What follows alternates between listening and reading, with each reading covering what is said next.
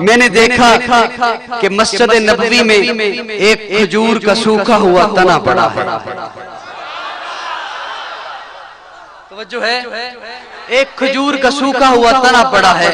استن حنانہ اسے کہتے ہیں. میرے آقا اس کے ساتھ ٹیک لگا کر خطبہ دیتے ہیں میرے آقا اس کے ساتھ ٹیک لگا کر. کچھ عرصے کے بعد صحابہ اکرام منبر بنا کر لائے. میرے آقا نے وہ استن حنانہ چھوڑ دیا, منبر پہ آ کے بیٹھ گئے. رونے کی آوازیں آئیں.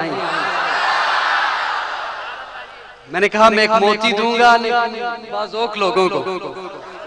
رونے کی آوازیں آئیں جیسے بچہ روتا ہے. میرے آقا نے منبر چھوڑا, منبر سے نیچے اترے, استن حنانہ کے پاس گئے. یوں دلاسا دیا جیسے ممتا دلاسا دیتی. استن حنانہ چپ ہو گیا. میں نے پوچھا استن حنانہ تو کیوں رویا تھا؟ استن حنانہ تو کیوں رویا تھا؟ استن حنانہ مجھے جواب دیتا ہے میں کھجور کا حصہ تھا. میں کھجور کا حصہ تھا, کھجور کا حصہ تھا. میرے اوپر خزاں آئی, میں نہیں رویا. مجھے کاٹ دیا گیا, میں نہیں رویا. مجھے گرایا گیا, میں نہیں رویا. مجھے دھکے مارے گئے, میں نہیں رویا. مجھے ٹھوکریں لگی, میں نہیں رویا. میرے اوپر طوفان آئے, میں نہیں رویا. میرے اوپر شدت کی دھوپ آئی, میں نہیں رویا. مجھے یہاں لا کے رکھ دیا گیا. آقا خطبہ دیتے, خطبہ دینے کے دوران آقا کا پسینہ آتا, میں پسینہ چوستا. اب میں سوکھا ہوا نہیں تھا, اب میں سوکھا ہوا نہیں تھا. میں پسینہ چوستا. میں سارے غم بھول گیا, سارے دکھ بھول گیا. آج آقا نے مجھے چھوڑ دیا, مجھ سے برداشت نہ ہو سکا, میں رونے لگا. توجہ کرنا, آقا نیچے اترے, چپ کر آیا. کھجور کا سوکھا ہوا تنا, زمین سے رابطہ کوئی نہیں, سوکھا ہوا تنا ہے. چپ کر آیا. استن حنانہ چپ ہو گیا. میرے آقا نے اپنے صحابہ کو حکم دیا, صحابہ اکرام میری یاد میں رویا ہے, میری جدائی میں رویا ہے, اسے ضائع نہیں کرنا. آقا کیا کیا جائے؟ فرمایا اسے اٹھائیے, ادب سے دفن کر دو. علماء بیٹھے ہیں, پوچھئے گا ان سے, اسے اٹھائیے دفن کر دو.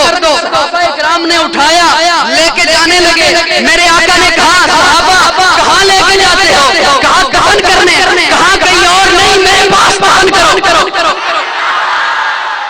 ما بین بیتی و منبری روضۃ من ریاض الجنہ, یہاں میرے پاس دفن کرو. کیوں؟ میری جدائی میں رویا ہے. پہنچنے والے تو پہنچ گئے ہوں گے. میں نے کہا تھا کون صدیق؟ استن حنانہ میری جدائی میں رویا ہے, کہیں اور نہیں, میرے پاس دفن کرو.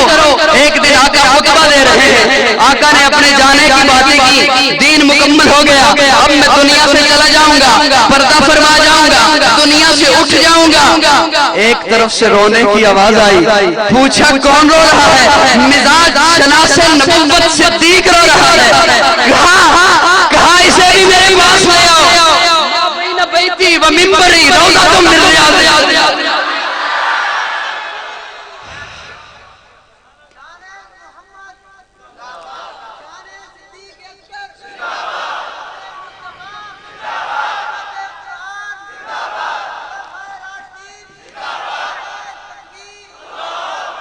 یارا چھوڑ دے سارے جھگڑیاں نو, آ مل کے صحابہ دی تعریف کریے. انہاں واسطے لفظاں نو وضو کرا کے دل انہاں دے واسطے مسیت کریے. جنہاں تن من آقا تو وار دیتا, اسی بھی انہاں دے نال پریت کریے.